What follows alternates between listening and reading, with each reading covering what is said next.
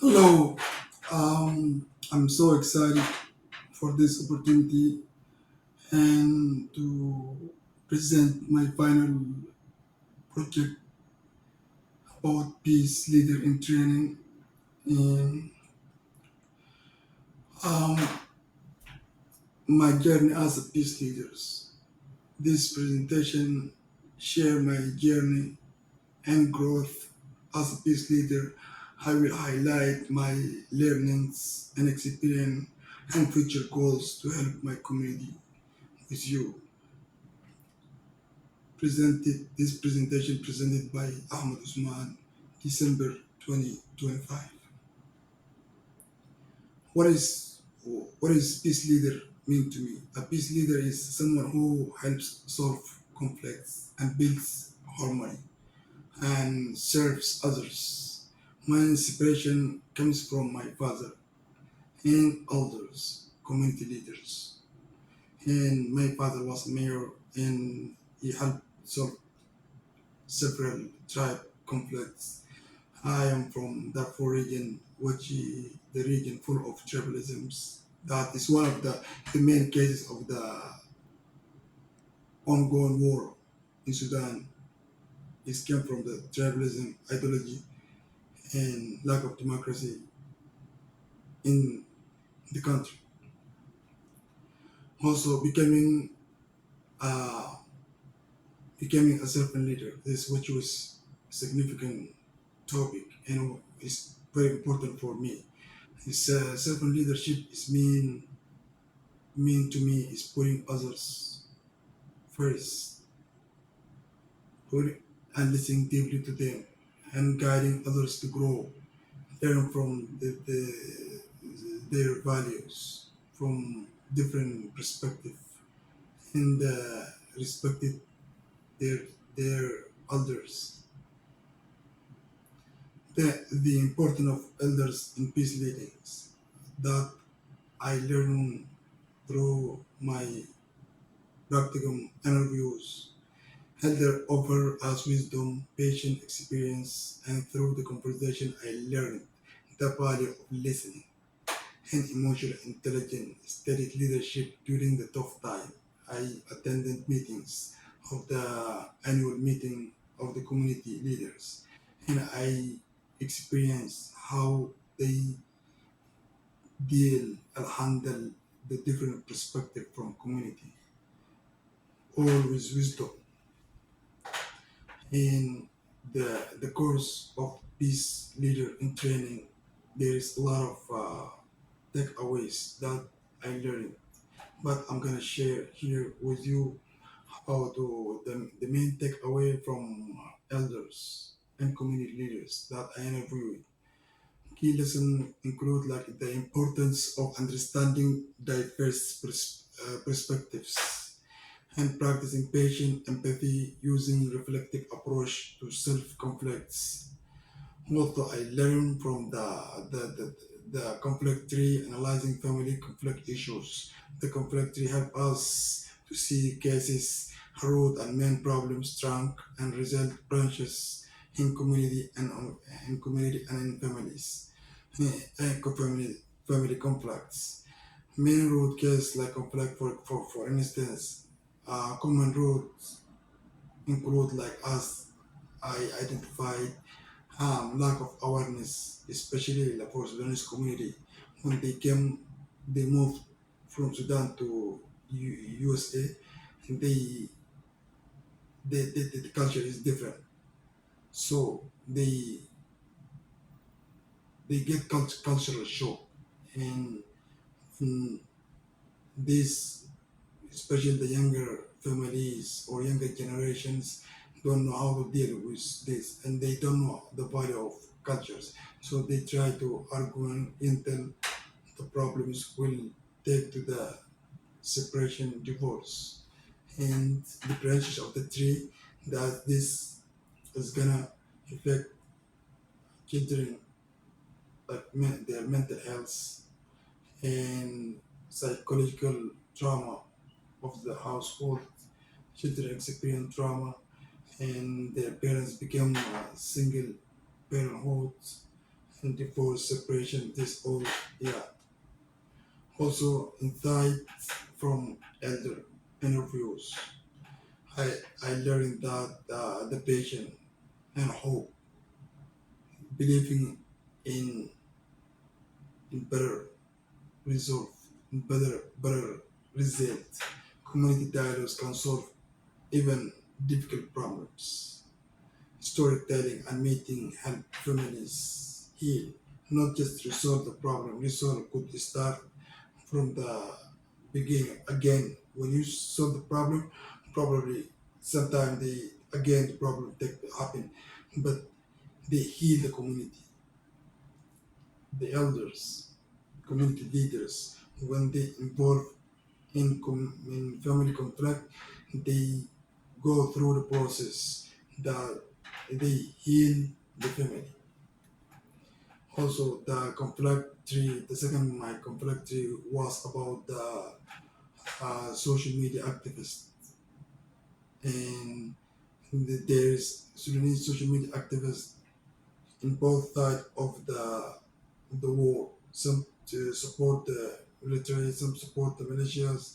So both sides of the war has social media activists. Those they share the negative stories, negative stereotypes, and um, spread hatred speech that has been affecting people in war fields. So, for example, when the when the military in war situations and hear about rumors from someone claimed to be political or social media or social activists share false stories about them, that's gonna intensify the war. That's gonna help. This is I had a meeting with one of the community leaders, Ismail War. Ismail War is trying to help these guys to reduce the hatred speech in Sudanese community and in diaspora and in the social media as a whole. Why conflict lesson from the Sudan crisis? I learned from elder like Ismail about community division and hate speech and the effect of war in Sudan and the Sudanese diaspora. Even I'm here, I live in USA, I affected by the war. The way the people spread the rumors, the hate speech, and they make the other tribes less than the other tribes. That is affecting everybody, affecting us. For example, I affected when I see war is intensifying and war crimes, especially genocide, is taking place. And the tool for conflict resolution and non-violent communications is very important. Non-violent communication, as known as NVC, help people to express needs calmly, and tool like 3Ps, pause, process and proceed, uh, case and effects help us to understand the results and conflicts. How I use this, I use the approach, what kind of approach or how I use the approach, the systematic approach that I collected all this data from the elders and community leaders. I used like the structured process, preparation, active listening, and documentation, reflection, and engaged, and I respected the community leaders, and I created the safe space. And I asked to get appointment in their convenient time in their place, which is, and I applied the conflict tree method to identify root cause, immediate issue, and the impact of conflicts. I reflected after each session, each meeting. I connected insight to peace leaders and theory of personal growth. This approach helped me to understand conflict and highlighted the real leadership challenge that our community is facing. Conflict mapping or the whole tool. Conflict mapping is showing how involved in conflict, like parents, children, elders, leaders, help help us see everyone's roles in perspective. The Joe Hare window conflict resolution. This method is the tool. This tool help us to identify everyone's know what is hidden and what is known and what unknowns. And what is interesting about this one is all about self-awareness. And the more I share, more I listen, and more I seek for feedback, I'm gonna learn about myself and growth. Cultural and contextual elements in conflicts. Community value, tradition, and generational differences shape how conflicts begin and resolved. Uh, I learned respect for for uh, leaders, the elders, and community leaders because of their value, the tradition, and the method they are using. Addressing the conflict as a peace leader, I would listen to all sides, all parties, create safe space and dialogues, and both.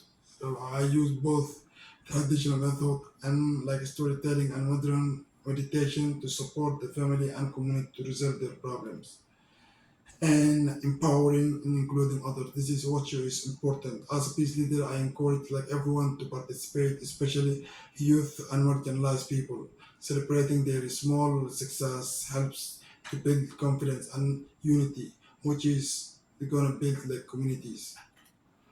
Promoting culture of peace. I like this. This is my favorite ones. Like always, open communication and teaching conflict resolution, supporting those who will feel powerless are key to nurturing peaceful environments. I'm monitoring and evaluating when there is problem. We're not gonna stop it. We're gonna like follow up the meetings, ask for feedback, and look for sign for less conflict and more cooperation, and to be patient and adjust the strategies as needed. Lesson from field work and cooperations and the discussion through the course from my classmates and from my colleagues taught me humility and patience and the value of cooperation. Real relationship was surface and learning from them. Finally, reflection and commitment. Peace building is lifelong, lifelong journey of self-empowerment and service. I am committed to using my skills and learning from experience and working for peace in my community and beyond. Thank you so much for your listening.